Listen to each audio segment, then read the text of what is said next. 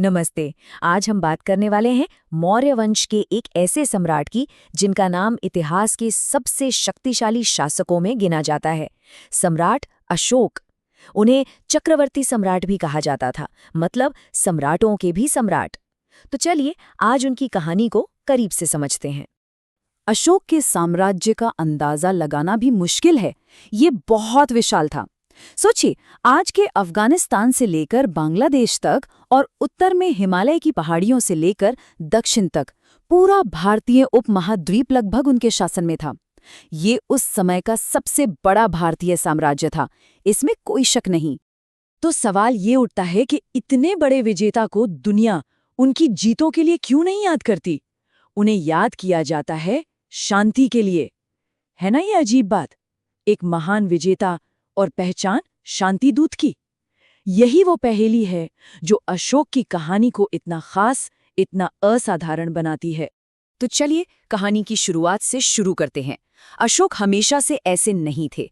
असल में उनका सफर एक बहुत ही क्रूर और महत्वाकांक्षी कमांडर के तौर पर शुरू हुआ था। उनका बस एक ही लक्ष्य था, अपने साम्राज्य को फैलाना, चाहे किसी भी कीमत पर। देखिए, सम्राट बिंदुसार के 100 से भी ज्यादा बेटे थे, तो सिंहासन तक का रास्ता आसान तो बिल्कुल नहीं था। बहुत तगड़ा कंपटीशन था। लेकिन अशोक में कुछ खास था। वो बचपन से ही एक कमाल के सैन्य रणनीतिकार थे। तक्षशिला जैसे बड़े विद्रोह को उन्होंने चुटकियों में शांत कर दिया था। और जब वो गद्दी पर बैठे तो सिर्फ 8 साल में साम्राज्य को इतना बड़ा बना दिया जितना किसी ने सोचा भी नहीं था। सब कुछ प्लान के हिसाब से चल रहा था। साम्राज्य बढ़ रहा था, जीत मिल रही थी। लेकिन फिर एक युद्ध हुआ। एक ऐसी जीत मिली जो जीत होकर भी हार जैसी थी। और इस एक जंग ने अशोक की पूरी जिंदगी, उनके शासन करने का तरीका, सब कुछ हमेशा के लिए बदल कर रख दिया। हम बात कर रहे हैं कलिंग के महाविनाशकारी युद्ध की। ये उनके राजा बनने के ठीक 8 साल बाद 261 ईसा पूर्व में हुआ था। इस युद्ध की भयावहता का अंदाजा अशोक के खुद के शिलालेखों से मिलता है। वो लिखते हैं कि इस एक लड़ाई में करीब 1 लाख लोग मारे गए थे। 1 लाख! और बात यहीं खत्म नहीं हुई। 1.5 लाख से भी ज्यादा लोगों को उनके घरों से निकाल दिया गया, उन्हें बंदी बना लिया गया। मतलब लाखों परिवार तबाह हो गए।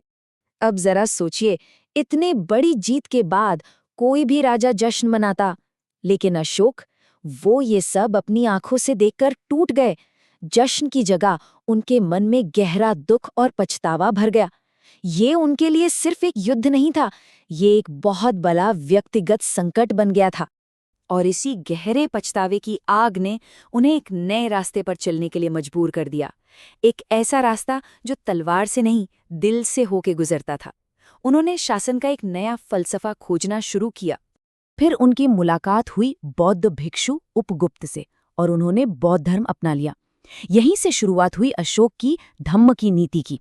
अब ये समझना जरूरी है कि ये सिर्फ धर्म बदलना नहीं था, नहीं, ये तो राजकाज करने का, जीने का एक बिल्कुल नया तरीका था। अब ताकत तलवार से नहीं, नैतिकता से आएगी। हिंसा की जगह अहिंसा और करुणा होगी। और जीत का मतलब जमीन जीतना नहीं, बल्कि लोगों का दिल जीतना होगा। तो देखिए फर्क कितना बड़ा था। पहले सब कुछ था शस्त्र विजय, मतलब तलवार के दम पर जीत। लेकिन अब लक्ष्य बन गया था धम्म विजय, यानी नैतिकता और अच्छे कामों से मिलने वाली जीत। ये जमीन आसमान का फर्क था। और हाँ, ये सिर्फ बड़ी बड़ी बातें नहीं थीं। अशोक ने इन विचारों को जमीन पर उतारा। उन्होंने धम्म महामात्र नाम के खास अफसरों को नियुक्त किया, जिनका काम था घूम घूम कर लोगों को नैतिकता का पाठ पढ़ाना। अपनी सीख को पत्थर के खंभों और चट्टानों पर खुदवाया, ताकि आने वाली पीढ़ियां भी उन्हें पढ़ सकें। यही नहीं, उन्होंने इंसानों और जानवरों दोनों के लिए अस्पताल खुलवाए। और अपने शांति के पैगाम को सिर्फ अपने साम्राज्य तक ही नहीं रखा, बल्कि श्रीलंका, सीरिया, मिस्र और यूनान जैसे दूर दराज के देशों में भी भेजा। तो अब सवाल ये है कि अशोक के इस बदलाव का असर कितना गहरा और कितना लंबा चला। उनकी विरासत आज हमारे लिए क्या मायने रखती है। धम्म की नीति तो थी ही, पर अशोक एक बहुत ही काबिल एडमिनिस्ट्रेटर भी थे। इतने बड़े साम्राज्य को चलाना कोई मजाक नहीं था। उन्होंने इसे 5 बड़े बड़े प्रांतों में बांटा, जैसा कि हम देख सकते हैं, और हर प्रांत की अपनी एक राजधानी थी। इस सिस्टम की वजह से ही इतने विशाल साम्राज्य पर इतने अच्छे से शासन करना मुमकिन हो पाया। अशोक का असर आज हजारों साल बाद भी जिंदा है। उन्हीं की वजह से बौद्ध धर्म भारत से निकलकर दुनिया के कोने कोने तक पहुंचा और एक विश्व धर्म बना। उनके जो शिलालेख हैं वो आज हमारे लिए इतिहास की एक अनमोल खिड़की हैं, जो हमें उस दौर के भारत की कहानी बताते हैं। और सबसे बड़ी बात, उन्होंने ही पहली बार सरकार की जिम्मेदारी के तौर पर अहिंसा और सहनशीलता जैसे विचारों को अपनाया। और अगर हम उनकी सबसे साफ और जीती जागती विरासत की बात करें तो वो हर रोज हमारे सामने होती है। सारनाथ का मशहूर अशोक स्तंभ आज हमारे देश का राष्ट्रीय प्रतीक है, और हमारे तिरंगे के बीच में जो चक्र है वो अशोक चक्र ही तो है। ये धम्म के उस पहिए का प्रतीक है जो हमेशा चलता रहता है। तो आखिर में अशोक की कहानी हमें एक बहुत बड़े सवाल के साथ छोड़ जाती है। क्या सच में एक इंसान का दिल बदलना, उसका पछतावा, इतिहास का रुख मोड़ सकता है? क्या एक अकेला इंसान पूरी दुनिया को एक नई शक्ल दे सकता है? सोचने वाली बात है।